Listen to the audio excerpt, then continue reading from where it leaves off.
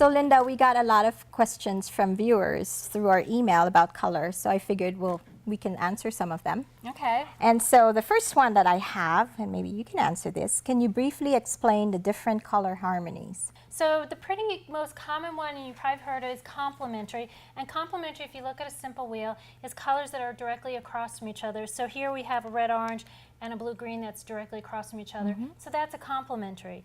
Then you have what's called a split complementary. So it's, if we were to use these same two colors again, the blue-green, it would be the two different colors also next to the red-orange. So your split complementary would be an orange, a red, and a blue-green. Another one is called a triad.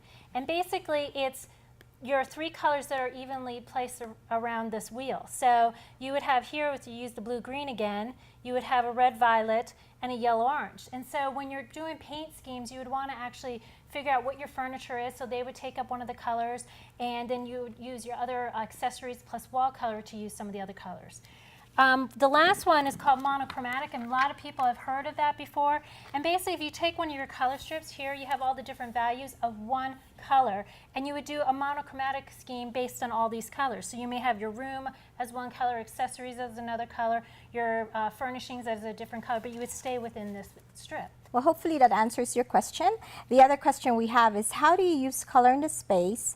And I could answer this. So we usually say that you have to have a base color, and that's usually your walls and your furniture. Then you also have a secondary color, which you could find in the other fabrics, like maybe your window treatments.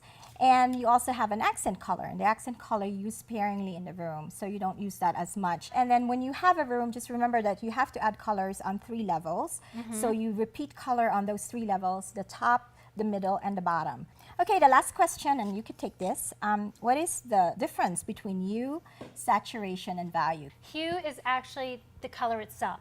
So you're talking about red, green, blue, yellow. That is hue. And then saturation is actually when you add black, white, gray, or even the complement, as we talked about, into that color. It actually, as you add it in, it starts desaturating color, so you actually lose some of the color in it. So a good example is, this is a color here, this pink strip right here, and that is, you know, your hue, and that is a pure saturated one. And then here you actually have what was been saturated, so you've taken out all that red. And then the third one is value, and value is basically going up and down on this stick from light to dark. So hopefully we answered your questions. If you have any other questions about anything that has to do with decorating, feel free to send us an email. Go to goodlivingbydesign.com. Coming up next, we're going to Ace Hardware, where the design team is going to talk to some of their customers about their decorating dilemmas.